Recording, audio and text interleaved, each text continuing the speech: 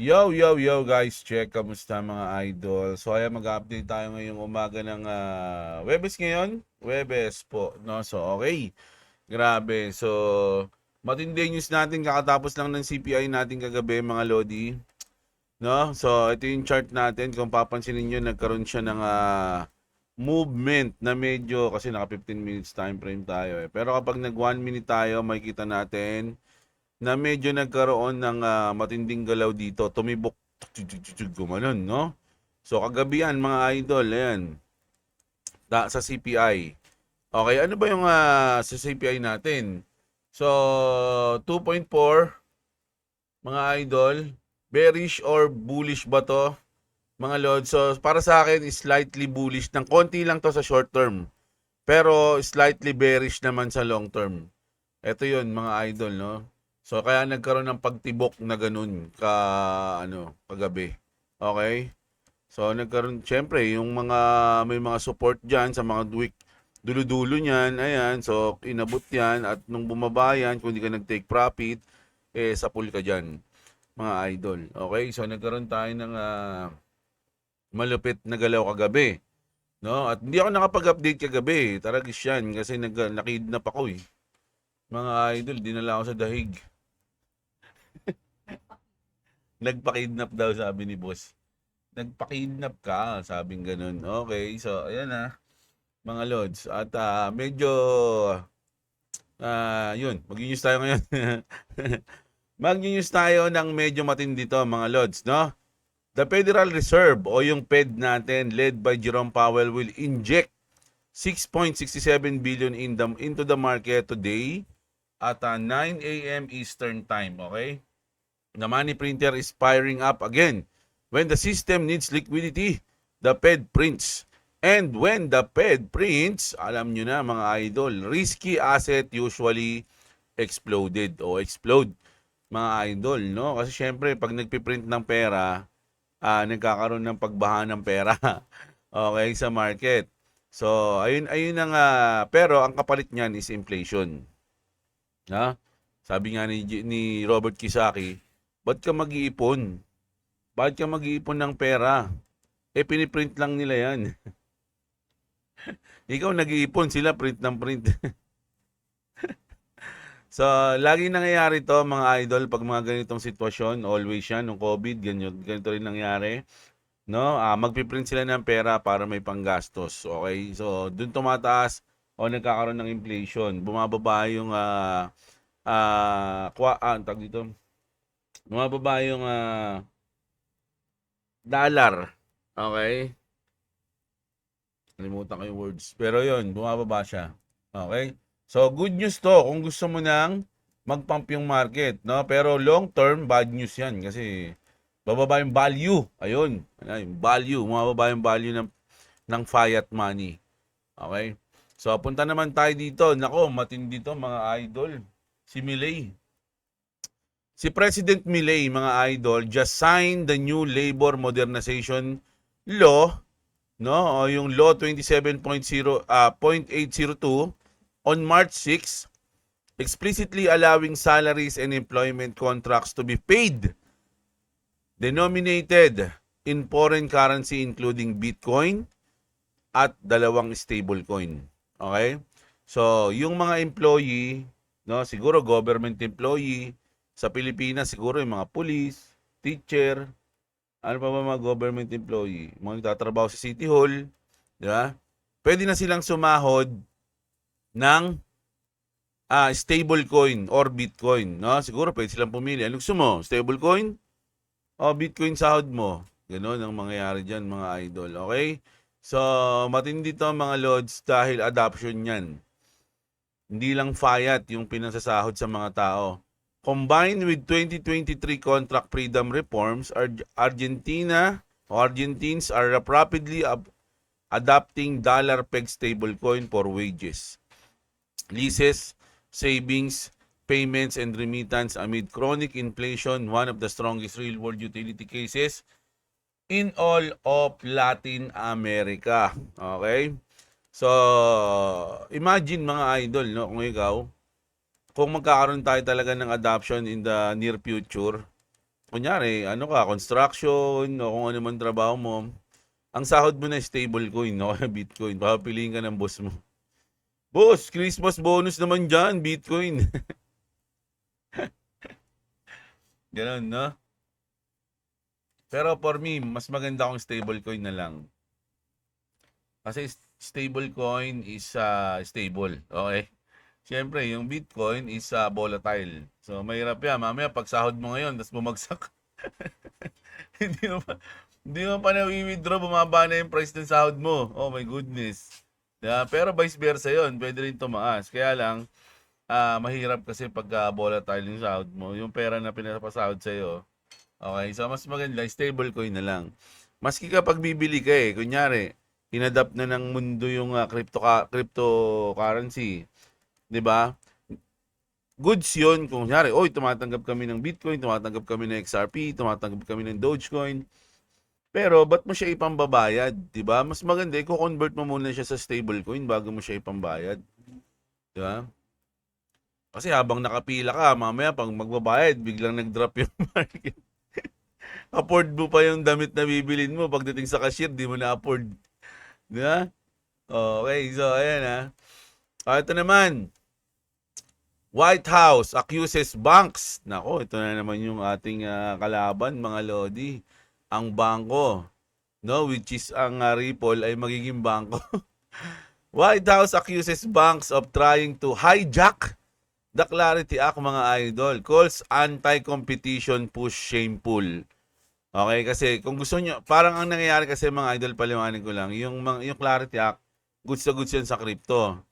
Kaya lang kasi, ang na-highlight lang sa Clarity Act is yung yield ng stablecoin. Pero hindi lang yun yung maganda ron, maraming maganda ron sa batas na yun. Kaya lang ayun yung na-highlight kasi dun matatalo yung bangko. Okay, so ang gusto ng bangko is baguhin, no? Baguhin sa part na sa kanila papabor. So, ang sabi ni Patrick Witt, mga idol, the Clarity Act must remain a pro-innovation piece of legislation. Attempts to hijack the legislative process and turn it into an anti-competition bill are shameful. 'Di ba?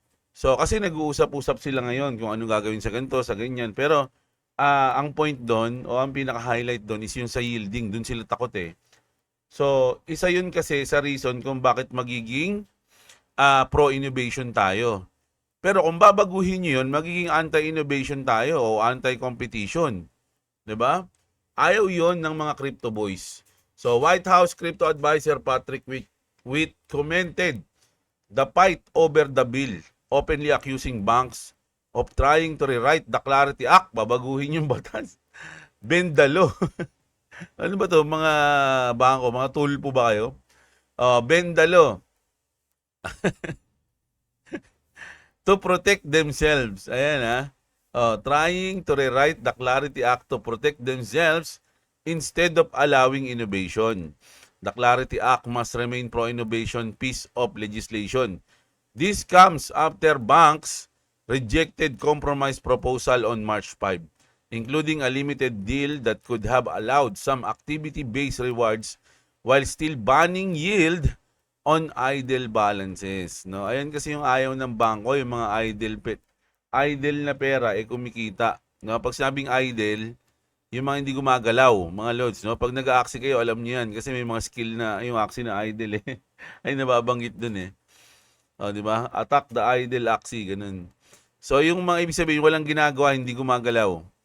No, kunyari, naglagay ako doon ng halagang 100,000 pesos na stablecoin. Tapos hindi ko siya ginagalaw. Walang activity na nangyayari, naka-idle lang siya doon. Ibig sabihin, nakatambay lang siya. Nonchalant. Nonchalant lang siya doon. So, kahit idle siya doon, kumikita siya, no? Nagkakaroon ng earnings. Ayun yung ayaw ng bangko. Crypto firms were said to be the far more open to that framework. Attempts to hijack the legislation process and turn it into an anti-competition bill are shameful. Shame. Shame. Sino nakapanood ng Game of Thrones? Shame. Sisigawan ng habang naglalakad ng hubo. So, ayan ang problema ng bangko ngayon, mga idol. Sa tingin ko, hindi kaya ni Patrick Quit yung mga bank. No, kahit nasabihan niya ng ganyan, kasi matagal ng mga nasusunod yung mga yon. Kumbaga, ayun yung mga OG. No? Alam niyo kung sino may kaya lang doon? Si Daddy Trump. Pag siya ang nakialam dyan at sinabi niya, bukas pirmahan niyo yan, taragis kayo, paguntugin ko kayo lahat, yun, pwede yun, mga idol. No, kapag pinush talaga ni Trump yan. Pero hindi yung sa post-post lang sa X, ganyan. Walang ano yan, walang bilang yan. Hindi, kumbaga zero damage yan sa mga bangko. Kung gusto talaga nilang maano yan, mapasa yan, mga idol, ipupush yan ni Trump. Siya mismo. Mimitingin niya lahat yan. Nandun siya mismo sa meeting. Nandun yung mga crypto boys. Nandun yung mga bangko boys. Tapos nandun si Trump. Ganun ang pwede mangyari. At for sure, magkakaintindihan sila dyan. Pero hanggat hindi dumadamay si Trump dyan, kasi syempre nga busy sa gera, diba? Mukhang mahirap yan, mga idol. Pero for me, habang tumatagal na hindi napapasa yung Clarity Act, para sa akin, pabor yun sa akin eh. Kasi nakakapag-ipon tayo. Okay? Nakakapag-bodega tayo. Punta tayo dito. Kasama yung XRP sa balita. Crypto check, mga idol. Okay?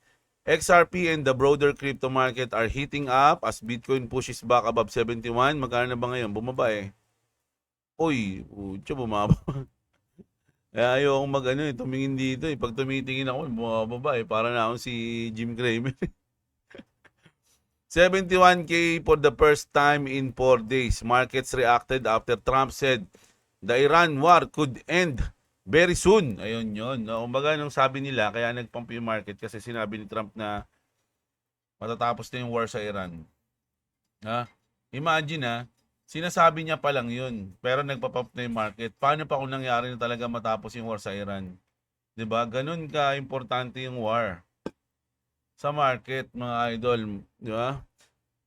When geopolitical fear fades, liquidity returns to crypto and the XRP is one of the first to react. Okay? 71 Bitcoin, Ethereum 2,000, 1.4 and 88K ang Solana. $88 pala, sorry. Okay. At ito mga idol, medyo maganda to. Kasi bad news to sa XRP. Okay? Kasi minsan sinasabi puro good news sa XRP. So bad news tayo. Kasi si Da Vinci to, mga idol, ang isa sa mga crypto maxi ng Bitcoin.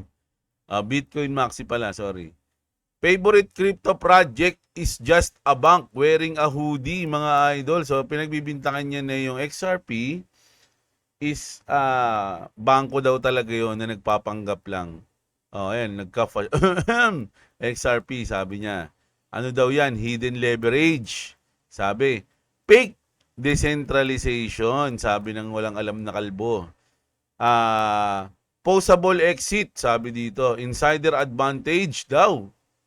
At users lock-in wrap IOUs. Bitcoin has none of this, mga lodi. Grabe, no? Mahal na yung Bitcoin. Alam niyo kung bakit? Kasi nalalaman na nakikita na nila na wala nang silbi yung Bitcoin ngayon, mga lods. Dahil marami ng coins ang medyo mag-i-stand out, no? Name one of other project that doesn't. I'll wait, sabi niya, mga lods. So, sabi dito, mga lodi, maraming comment dito na maganda eh. Gusto ko yung mahaba. Sabi nga rito, that's the dumbest thing I've ever heard from you. Okay, so asan na ba yun? Bitcoin solve money, but the moment you step into liquidity markets, trading or yield, the industry start rebuilding banks with smart contracts, hidden leverage. The more you talk about XRP, the more people will look into it. So keep giving it a shout out. XRP in the end will settle all payments on the back end. Hindi yan yung gusto ko eh. I don't agree with you. So maraming yan. Alam niyo si Da Vinci, chikito lang talaga yan eh.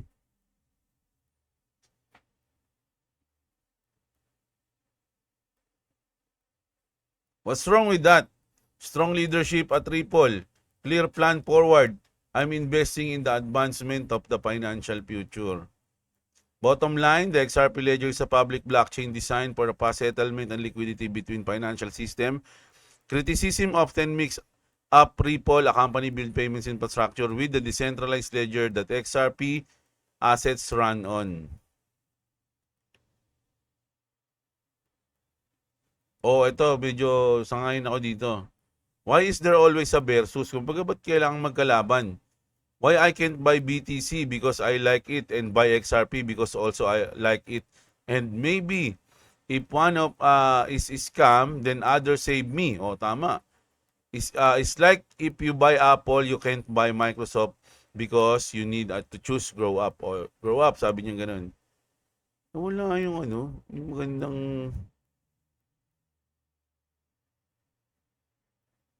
hindi ko na nakita.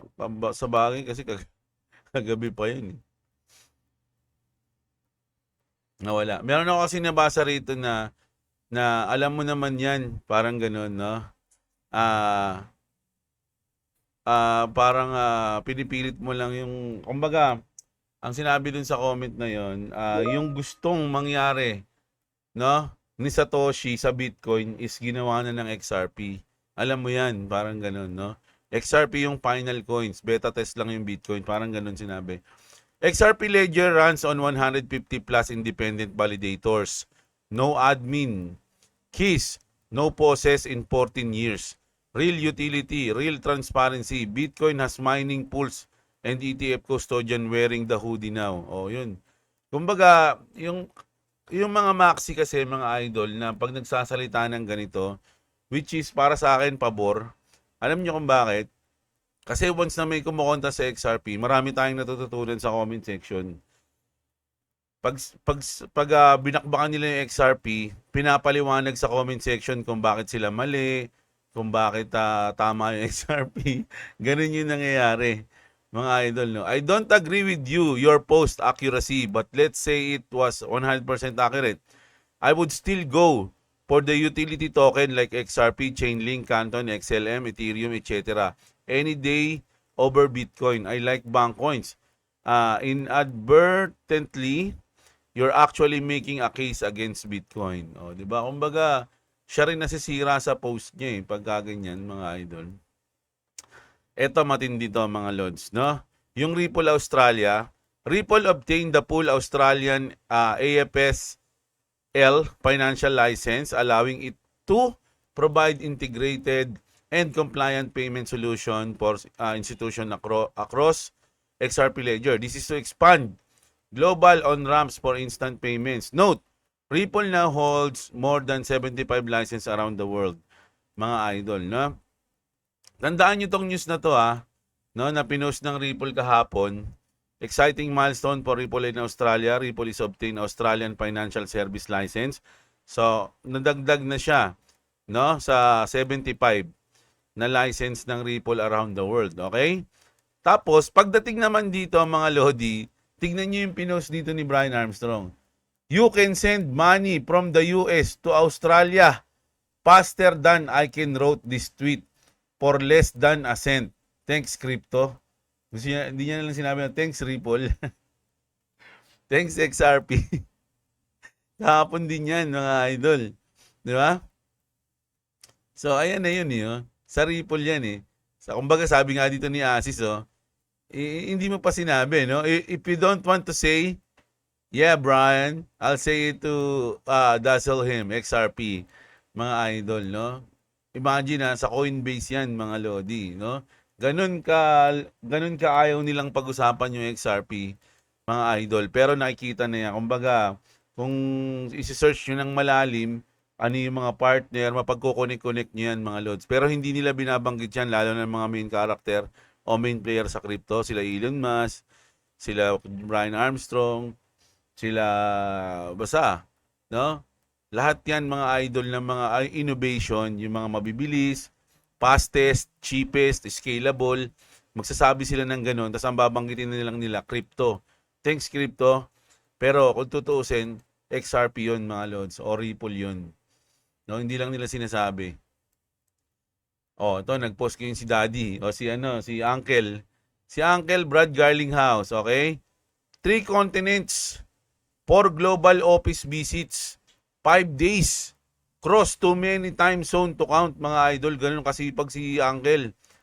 Recently, Monica Long and I traveled to Dublin, London, Singapore, and Sydney to meet with Ripple team. Okay? A few notes from the road. So, ang dami yung sinabi rito, mga idol. Pero ang summary nito, medyo busy sila ngayon, mga idol, no? Dahil mas magandang maging busy ngayon kaysa maging nonchalant ngayon. Yung wala ang maging idle. No? Lalong-lalo na sa mga developers, mga idol. Doon yung makikita na talagang excited, no? Maski yung mga developers o yung mga nasa likod ng Ripple ng XRP ngayon, no? Kasi ang dami nilang ginagawa, no? Dahil malapit na lumipad eh. Kailangan busy sila. Many still miss the big picture from forming around the XRP. Ito yung mga hindi nakikita ng mga tao. DTCC handle 3.7 to 3.8 quadrillion in securities annually via legacy rails, outdated for tokenized assets, 24/7 liquidity and instant settlement. Future needs, ayan, deterministic finality o kaya low predictable fees compliance native issuance XRP ledger is built for it. Key signal. Okay? DTCC, yung ex-DTCC CEO si Michael Budson, former US Treasury Rosie Rios on Ripple board. Itong mga to, mga idol, no, yung ex-DTCC CEO tsaka yung US Treasury si Rosie, mga nasa board ng Ripple yan. No? Hindi yan basta-basta mga tao lang, mga idol. Institutional alignment, RLUSD, regulated 1:1 back stablecoin, the compliant digital cash leg, XRP, neutral bridge for global settlement and FX. XRP Ledger delivers tokenization, atomic settlement, ISO 222 capability. Hypothetical math, if XRP captures liquidity share of that flow, 61 billion circulating supply, kumbaga, hypothetical lang to. Kung makukuha ng XRP yon, mga Lodi, ito yung part na yan. Kahit 1% lang yan, mga Lodi. 1%, 37 trillion net worth value, XRP pwede siya maging $600. Kung 10% ang makukuha, magiging $6,000. Kung 50% makukuha, wala na, parabolic na. Ayun yung sinasabi dito. Infrastructure daily chart, some call XRP just another crypto, mga lods, no? Others see the next generation rails quietly taking shape, no? Ito, mga lods, ayun yun. Ito yung chart na yan. Pwede nyo basahin, mga lods, post nyo lang, tapos screenshot nyo. Okay? So, ayan yun. Yung plano nila. Siyempre, yung iba naman, di maniniwala. Pero, normal lang yun, mga idol. It's normal. Siyempre, hindi naman nila ma-appreciate yan hanggat hindi nila nakikita. Kaya nga yung mga nagpa-profit o yung mga yumayaman sa crypto, lagi nilang sinasabi, ayun yung nauna, kaya ganyan, madali lang yan, nauna lang sila eh. Pero hindi nila alam, mga Lodi, yung mga nauna na yun, nag-sacrifice yun. Diba? Nung mga walang naniniwala, kami yung naniniwala eh. Hindi naman kayo naniniwala. Diba? Nung wala nag-i-invest, puro kumbaga, puro negative pa yung sinasabi. Kami, nag-invest kami, nagtiwala kami. Tapos ngayong nag to the moon, gusto nyo kasama kayo, gusto nyo ganun-ganun lang. Di ba?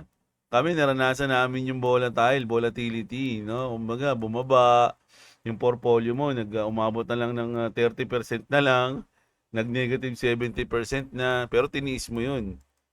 Tapos sasabihin nila, madali lang. Madali lang yan, nauna lang sila eh. Hindi bahala kayo sa buhay nyo. Tingnan nyo. Eto.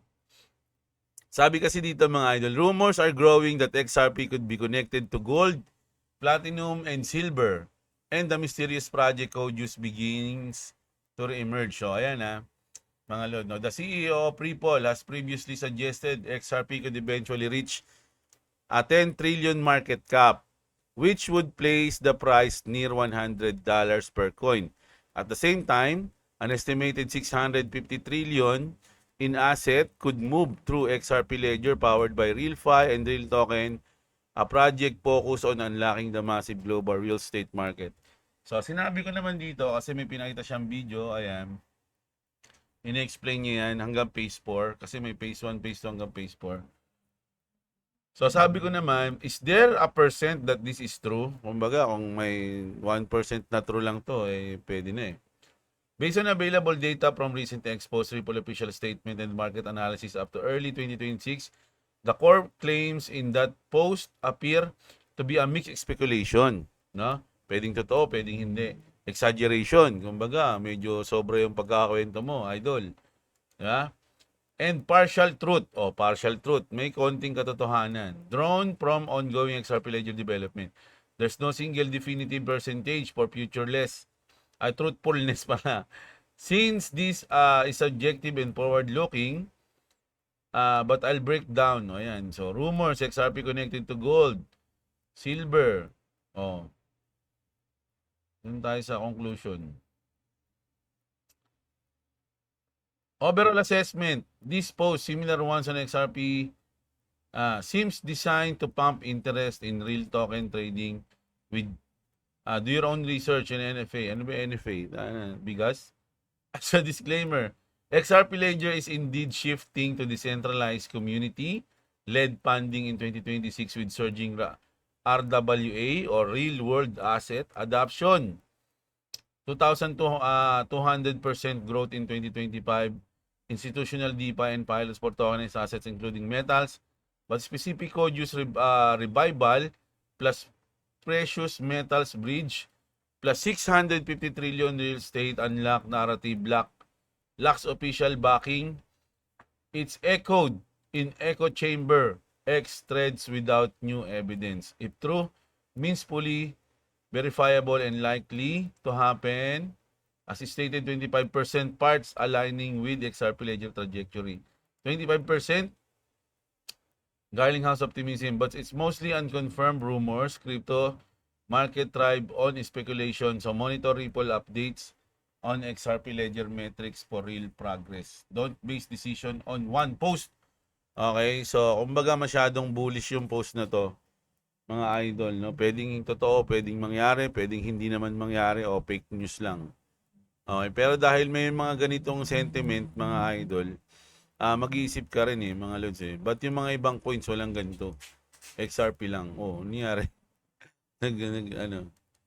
XRP lang, di ba? So, sa akin, hanggat meron tayong war, meron tayong war ngayon, tapos hindi pa napapasa yung Clarity Act, magsaya na tayo. Kumbaga, samantalahin nyo na. Mga idol, kung kaya nyo magbudega na kayo. Dahil once na magkaroon na, matapos yung war, 'di ba? Tapos mapasa yung Clarity Act, nako. Ayun yung hinihintay natin, okay? So ngayon, ano lang tayo, for me, relax lang, mga idol. Dahil sa totoo lang, hindi ko iniisip ngayon na mag-pump muna Ang iniisip ko mag-pump sana mga bear months na. Bear months ng 2026, dun ko gusto siya na lumipad, mga idol. Ayun yung sa akin Mas maganda bear months kesa Pwede rin naman ngayon o sa mga sunod na buwan para maganda yung bear months natin. Yung Christmas and New Year. Pero gusto ko pa bodega mga idol Actually, mas natutuwa ako kapag hindi pa lumilipad yung market. Kasi nakakapagdagdag pa ako. Kapag alam mo kasi yung coins na binili mo, halimbawa na lang sa akin kung alam mo yung utility ng XRP, yung mga kaya niyang gawin, hindi mo ipagdadasal na lumipad siya Kasi gusto mo pa magdagdag, kasi automatic na kumbaga, inevitable na yun, nalilipad Para sa akin, inevitable na nalilipad si XRP. So hanggat kaya pang magbudega na. Diba? Kasi once na lumipad na yan, diba? Yun na yun. Kung ano yung hawak mo, kung ano yung invest mo, yun na yun. Mahirap nang bumili sa mahal na XRP. Okay? So, ayun lang sa akin ngayon, mga idol ng umaga. Tangan, last pa na hangover ko. Naramdaman niyo ba sa boses? So, ayun lang. Ayun yung atin ngayon sa umaga mga Lodi. So, mamaya hindi na ako magpapakidnap. So, sure, meron tayong news mamayang gabi mga idol. So, kita-kits tayo mga Lodi. Maraming salamat sa nanood. Nilike niyo yung video, subscribe kayo mga Lodi. At syempre, sa mga wala pang crypto exchange dyan, andyan yung link natin. Check nyo sa baba ng description. Okay, maraming makakatulong na link dyan sa inyo. Kita-kits tayo mamayang gabi mga idol. Maraming salamat. Magandang araw sa inyo mga kapatid. At what's up mga idol.